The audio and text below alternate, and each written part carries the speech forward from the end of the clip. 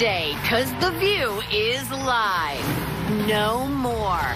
Democrats score a big win in Alabama. Tonight, ladies and gentlemen, you took the right road.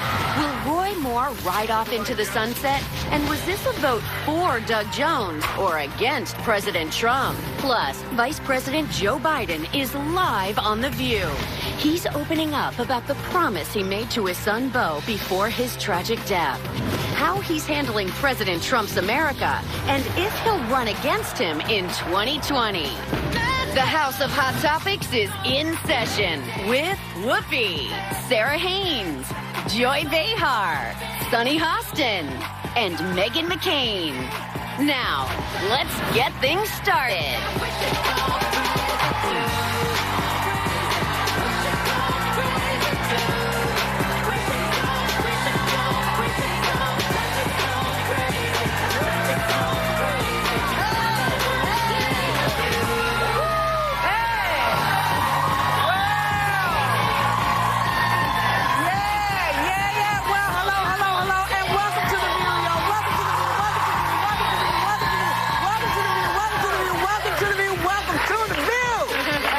And we want to say a big hello and thank you to the armed services members, veterans, and our first responders who are in our audience today. Woo! Thank you. Yeah. I know. I mean, Beau, you look amazing, man. Yeah. You look You're really nice. Yeah. Beau is works our with us. prop master. Yes, he's our prop king. And he's a first responder. That's awesome. And he's a first responder. So, yes. and I guess we should just also say, hey, Alabama, thank you. Thank you. Because the people of Alabama have spoken, and it's a win for the Democrats. Doug Jones defeated Roy Moore. Take a look. I think that I have been waiting all my life, and now I just don't know what the hell to say. We have been at crossroads in the past, and unfortunately, we have usually taken the wrong fork.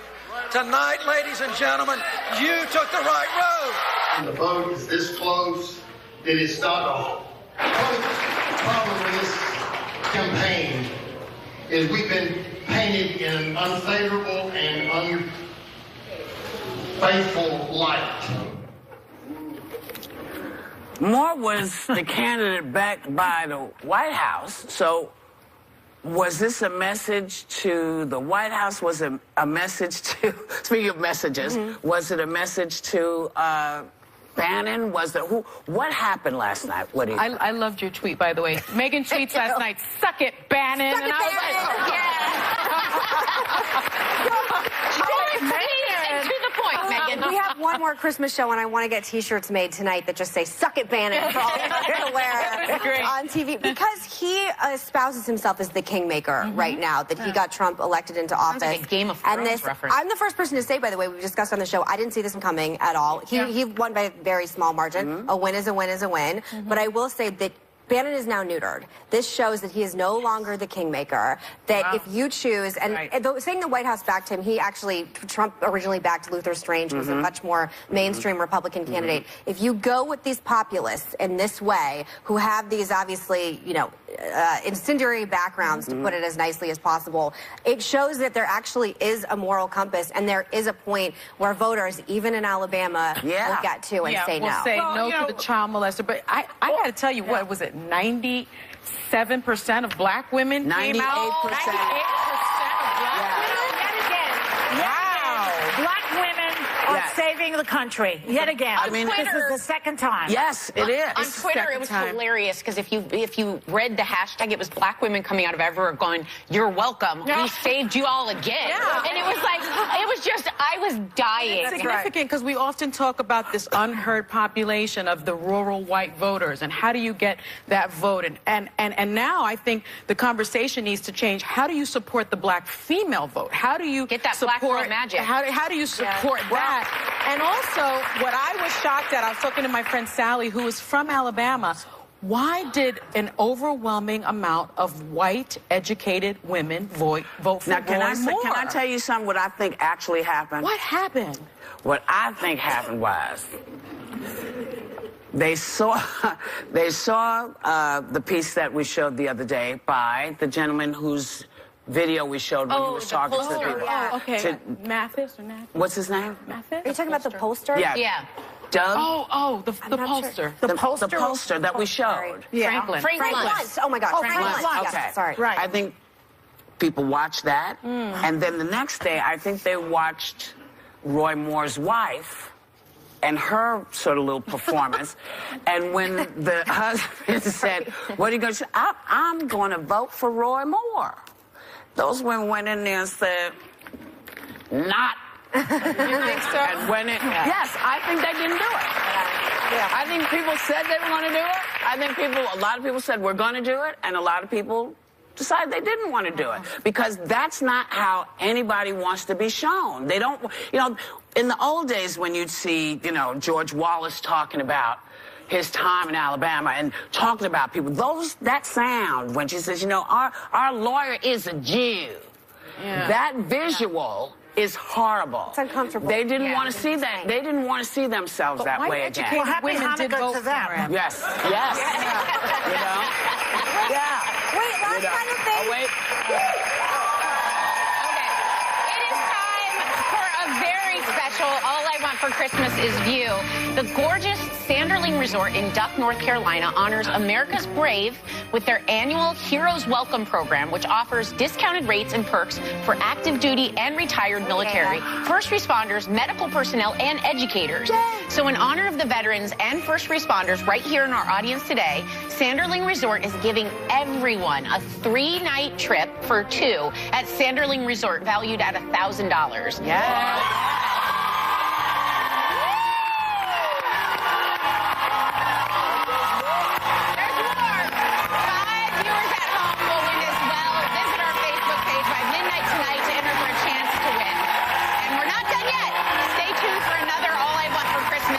Giveaway later in the show.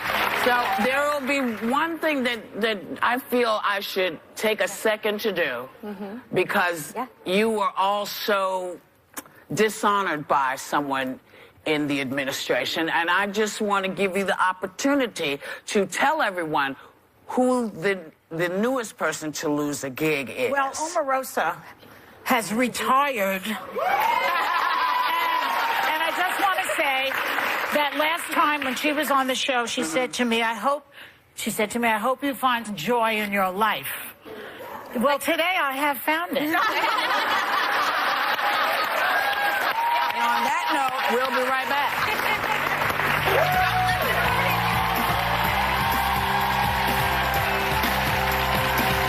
Coming up, Vice President Joe Biden.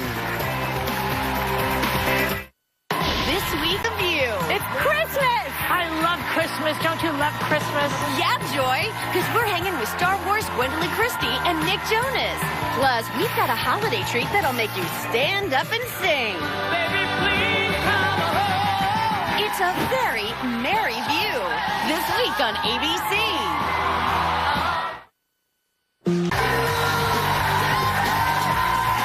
Democrats and Republicans can agree on one thing. It is impossible not to love former Vice President Joe Biden. We are thrilled that he is here to talk about the current state of politics as well as his emotional new memoir about his late son, Beau, called Promise Me, Dad, A Year of Hope, Hardship, and Purpose. Please welcome one of the great men on the planet, Vice President Joe Biden.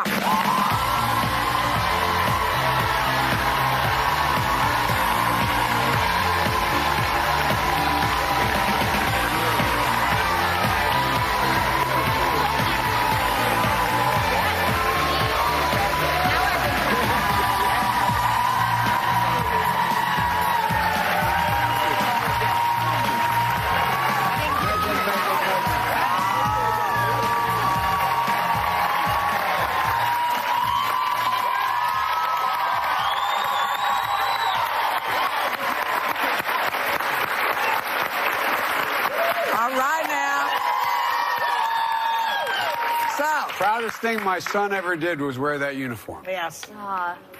Thank you.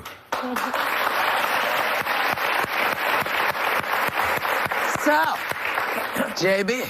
How you doing? I'm all right, I only man. see her on Amtrak. Right. Well, coming and going. But now you were a Doug Jones, a big Doug Jones supporter. You made robocalls for, and even went down to Alabama. You didn't think they'd let a guy like me down in Alabama, did you? Not these days, but I was glad to see everybody's welcome now. Yeah. How does it make you feel better about the nation? It makes me feel better about the nation. It makes me feel better about Alabama. But I've known Doug for a long time. He used to work with me. He helped me when I tried to get the nomination. And, you know, this is not just about rejecting Trump, which was real, but it's about Doug Jones. I mean, he talked about, notice the first thing he said, Whoopi, and is he said, we got to do so. He said, I'm so excited, but we got to take care of child care. Yeah. We got to take care of that. So this guy's a real... The real deal. And he campaigned on issues. I mean, it wasn't just going after, matter of fact, he didn't go after. It wasn't just his opponent's record. It was, he went out affirmatively talking about the middle class and what needed to be done. And so I think he's going to be a great senator. When he said something that resonated with me in his victory speech that I was waiting for after the last election was, any elected official that represents everyone should say, you know, I know some of you didn't vote for me, but I'm on board, and I waited and waited. This guy said right away, even if you were a Roy Moore guy, it's time for us to unite. We need to, and that's got to be comforting for everyone in Alabama. Hopefully. Well, I hope so. It should be comforting for everybody in the country. I mean, look, since when did, you know, you lose an election, you win an election, and the other person's your enemy? I mean, this is about, you know, people have choices, and the job is you represent everyone. You represent the people who voted against you as well. Yeah, should be. Both President Trump and Steve Bannon went down and campaigned for Roy Moore. So do you think that it was a vote for Doug Jones, or do you think it was a vote against President Trump? I think because I spent time going on the street with Doug, I think it had a lot to do with voting for Doug. But I also think it was a repudiation of President Trump's tactics, and I think a lot of folks in Alabama were presumptuous of me to say, but I think a little ashamed of embarrassed. For sure. Embarrassed. So, but I think what I don't want to get lost, because I know Doug so well, is what a first-rate, serious person this guy is. This guy went back and put in jail after 50 years. 50 years. Those Ku Klux Klanners who killed those little girls 50 years ago. This guy he's a very serious guy. He was a U.S. attorney. I mean, so he's real, and his dad was a steel worker. He understands how to talk to the middle class. He understands that a lot of them are being left behind. And so I just think I'd rather focus on the positive side of Doug Jones than the ugly side of that. That's why we love you. You just mentioned Donald Trump's tactics, and I want to mention that Senator Gillibrand of New York called for his resignation in the wake of renewed sexual misconduct allegations, and he fired back, claiming that she was once, quote, begging him for campaign contributions, and that she would, quote, would do anything for them. What exactly was he implying? Look, let's take him, which is hard to do. Let's take him, I'm not being facetious, at his word that he'd say the same thing about men. Maybe that's what I heard him say today. Yes. Well, look, the idea that the president is so tone deaf not to understand how that phrase relative to a woman with his record, it's almost doesn't matter. First of all, I think it's disgusting. But even, you know, I heard you talk about this in the show. I watch you guys as much as I can. Thank you. No, I do. Yeah. Whoopi knows that. Yes, I do. And you talked about, in effect, if I'm not mistaken, in another context, about our children are listening. Right. Look, you know, when our leaders use the kinds of language that are used so often today, we not only dumb down the nature of the conversation, but we allow the seamier side of society to act as if it has a legitimate place. And so I just hope there's some movement across the board here and raising the quality and tone of the discussion. Well, USA Today, it's very interesting. They said about this whole Gillibrand, quote, a president who'd all but call a Senator Kirsten Gillibrand, a whore, is unfit to clean toilets in Obama's presidential library or to shine George W. Bush's shoes. Thoughts? Any on that? I can say That's USA Today. I mean, I've never ever in my whole career ever read an editorial like that. Like that. Right. But you know, I hope we look. You're giving it a good college try. No, I am because I really want to raise the level of the debate here. One of the things, again, I shouldn't be saying this, probably hurting your reputation, but what you and I talked about, Whoopi, about when you asked me a while years ago why I wrote the Violence Against Women Act, I said to begin to change the culture. Yeah. One of the things I had written in that legislation was a civil rights cause of action that any woman could go after her harasser or her abuser in civil court without having to have the government weigh in on it. And a conservative court ruled that unconstitutional. If we had a vehicle like that today, there's got to be a mechanism. Right. A mechanism for women, and in some cases some men, to be able to have an access to have their case heard and have it adjudicated. And that's the part I think that's missing now. There's no mechanism. But the exciting part is, and I'm still going around on college campuses doing this It's On Us, getting men involved. You guys have to get involved, man. Yeah. No, I mean it. And it's not just intervening. It's not just intervening when there's physical abuse. But it is, we have to make the abusers, and this is all about abuse of power, we have to make them the pariah. We have to make them the bad guys. That's right. You know, now, and it's starting, I think, I hope. So, you know, we're going to tell you that Joe Biden's sticking around. But you started the sentence by saying, if we had. Well, I said, if we had a president.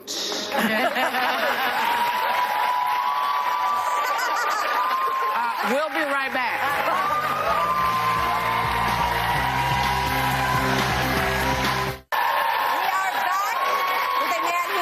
Absolutely no introduction. Joe Biden himself is here.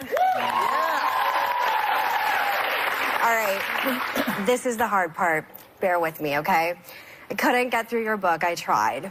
Your son, Beau, had the same cancer that my father was diagnosed with 6 months ago. And I'm sorry. But there's a lot of hope, babe.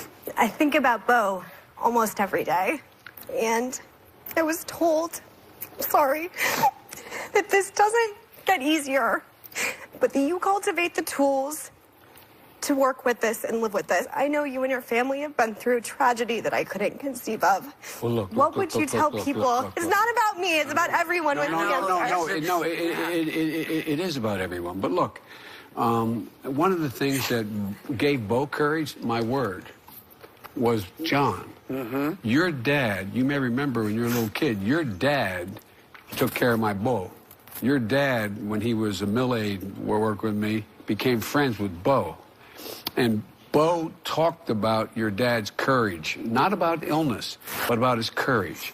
And look, there's a lot of things happening. Any of you have somebody who is diagnosed with glioblastoma, which is about as bad as it gets. There's breakthroughs that are occurring now. There's 4 things that are going on, and it can happen tomorrow. Like, for example, at the University of Pennsylvania, where I teach now, there is at the Abramson Center. What they found out is a thing called a CAR T cell. What they do is they take the cells, your T cells, their immune system cells, out of your body, and they reinforce it with an antigen, and that goes in and that finds the cancer cell, because the cancer cells can hide from your immune system. And they had a breakthrough with a new drug dealing with child leukemia, and it's working.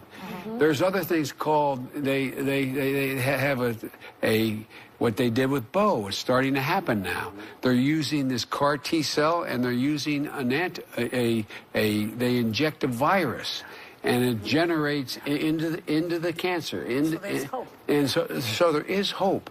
And if anybody can make it, your dad, her dad, is one of my best friends. Her dad goes after me, hammer and tong. We're like two brothers who were somehow raised by different fathers or something because of our points of view. But I know, and I mean this sincerely, and I've said it all, even when your dad got mad at me and said I should get the hell off the ticket.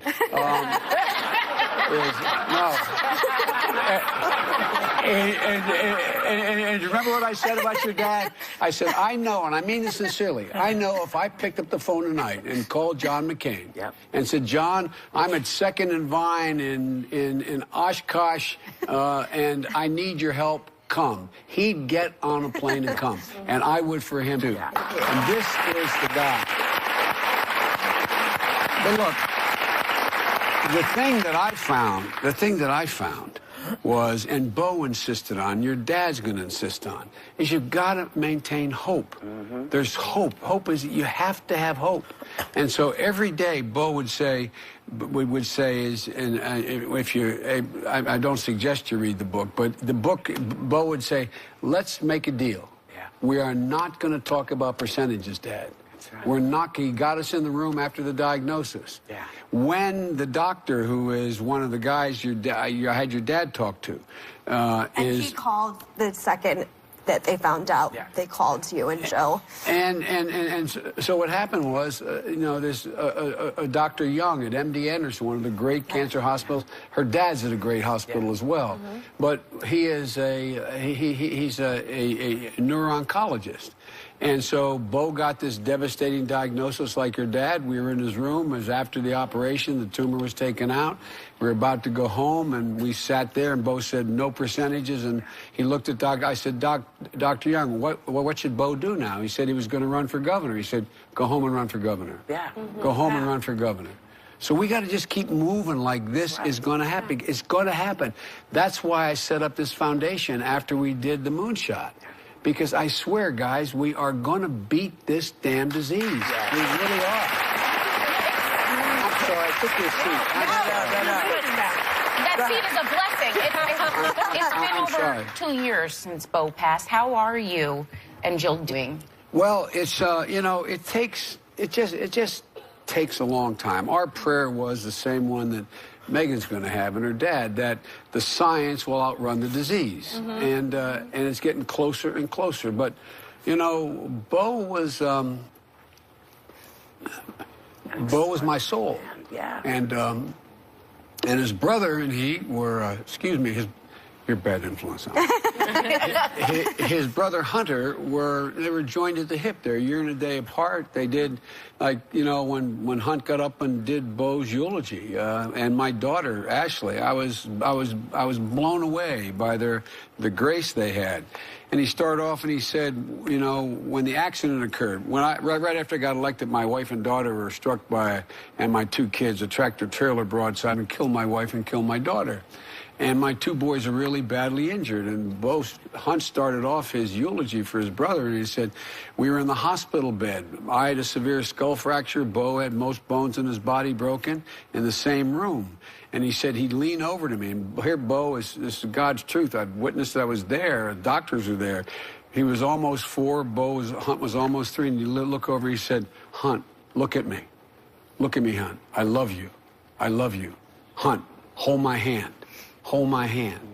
That was Bo. Bo was always the guy, from the time he was a child, always giving. And I think what some of us miss is that,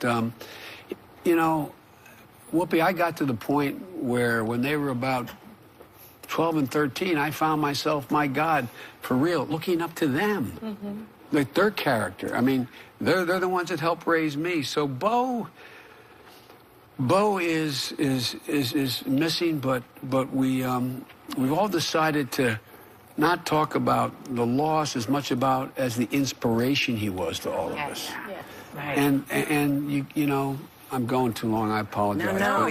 This is in part why we want to talk to you. But look, there's hope and purpose. You know, Immanuel Kant said there's three parts of happiness: something to do, someone to love, and something to look forward to. And what we're looking forward to is, what would Bo want us doing now if he were here? And I swear to God, that's what we're all trying to do. My wife, my daughter, my son, my grandkids, all 5 of them. And by the way, my grandkids love me better than anybody in the whole world. I just want you to know that, my grandkids. Anyway. Thank you for your compassion. You're a great hope to me and everyone else in the country right now. Thank you so much. And we'll be right back, and I promise I'll stop crying.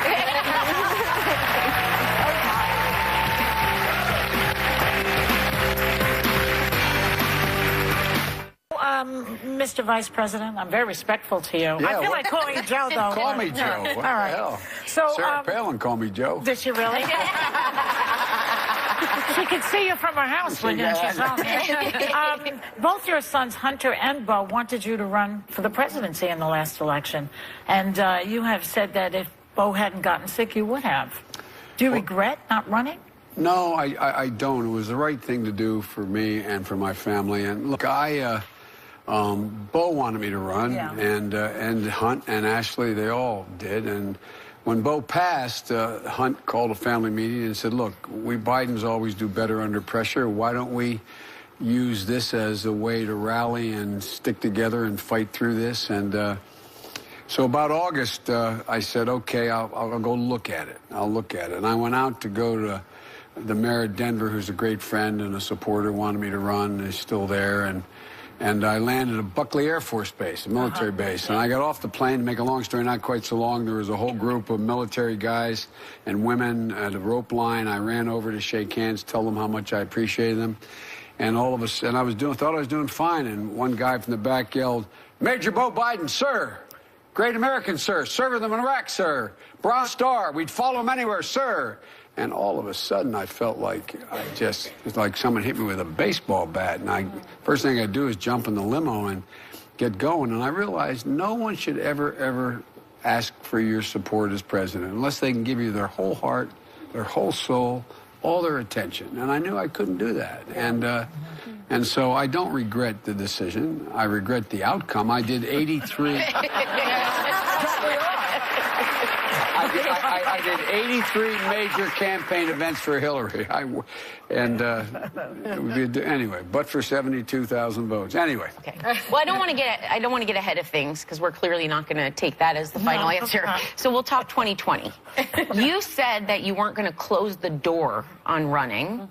What will make you decide to go for it?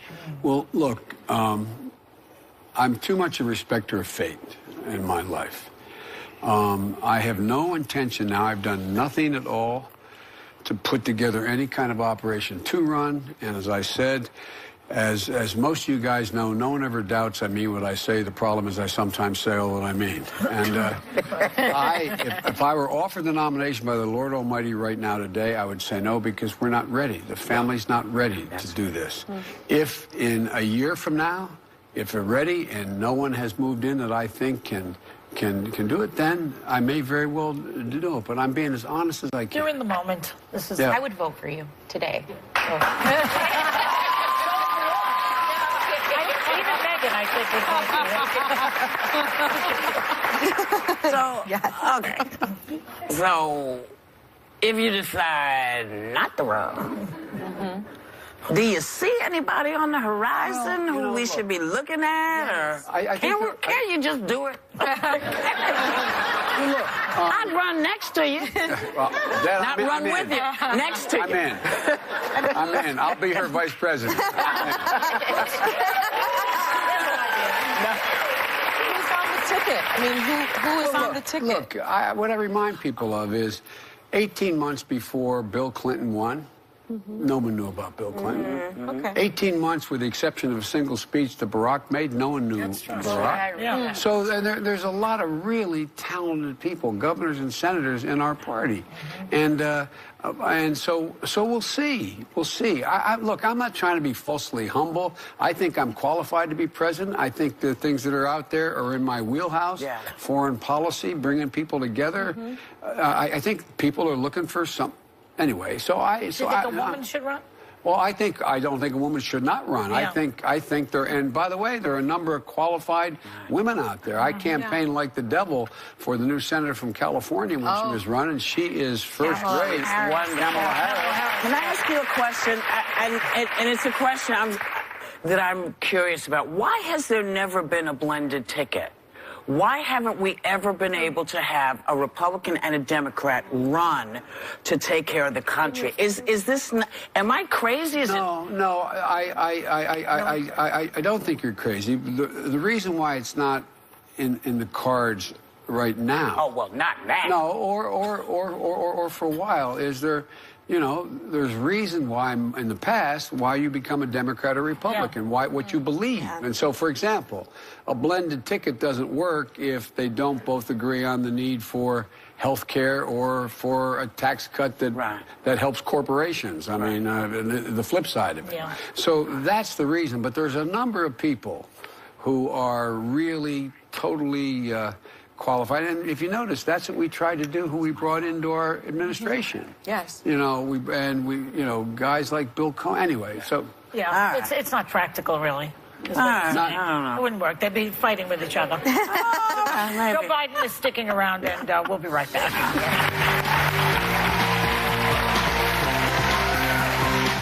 Hey, everybody. If you're a fabulous fan of The View, get this. It's that time of year again, and I got you the perfect stocking stuffer. Ooh, and you're gonna need one giant stocking, cuz we're giving away awesome gifts and epic trips. Stuff so good, it'll leave you singing, "All I want for Christmas is you." Good one. Happy holidays from The View. So visit us on Facebook. Vice President Joe Biden. So, you and the President Obama, are known to have a bromance, right? You're extremely good friends. How often do you talk? Do you see each other a lot? We want to see more. well, actually, we do see each other. We keep in touch with one another, and all those memes are basically true.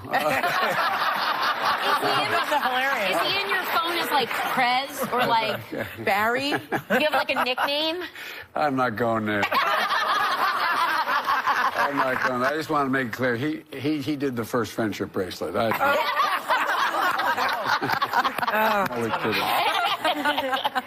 So if you decide not to run for president, which I do just want to editorialize, you do have a gift that not many politicians do. You're likable to Republicans. And trust me, I know a lot of Republicans, so you should definitely consider it. But if you don't end up running for president, what do you want to do with the rest of your life? I want to stay involved. That's why I have a foundation at the University of Pennsylvania on foreign policy. They renamed the School of Foreign Policy after me. The very people who, had I run, I would be running the State Department, are with me there, and Tony Blink, a number of really first-rate people.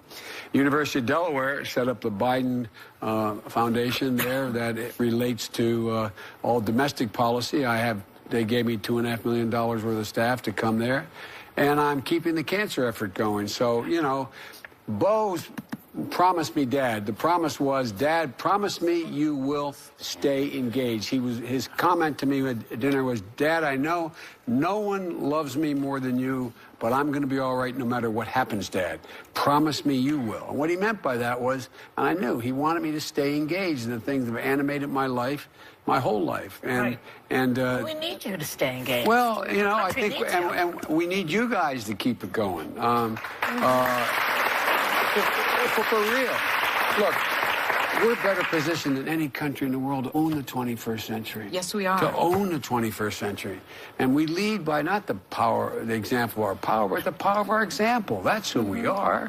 Anyway, I just am optimistic about the future, and I think there's a lot you have to hope for. Thank you. Yeah. Thank you. Thanks for Now, our thanks to Vice President Joe Biden. Guess what? Members of our audience are all going home with a copy of his fantastic book.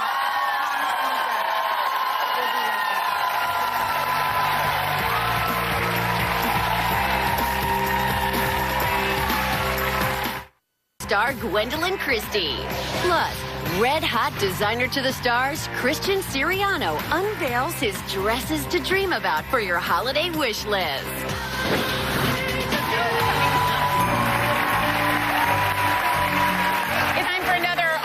For Christmas is View. We gave you one vacation earlier in the show, and we're adding to your travel plans right now. Whether you're traveling for the holidays or dreaming of vacations in the new year, Expedia helps you go places, and they are thrilled to share the gift of travel with the View's studio audience today. Thanks to Expedia, members of the audience are getting $250 in coupons to book your vacation.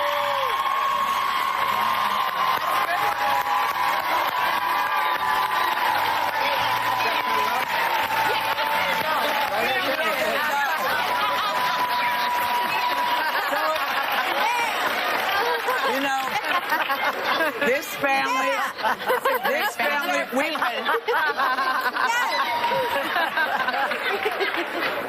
so this family, we have a relationship with. It's the Burkheads. This is the Burkheads. Mama Gloria. And we helped them get a house. Oh, yeah. That was made for Tim to move through. So they're thrilled to be here. And we're thrilled that you came to us and talked to us about the book. We're thrilled that y'all are watching. We're thrilled that you're here. We want you to have a great day and take a little time to enjoy the view, y'all.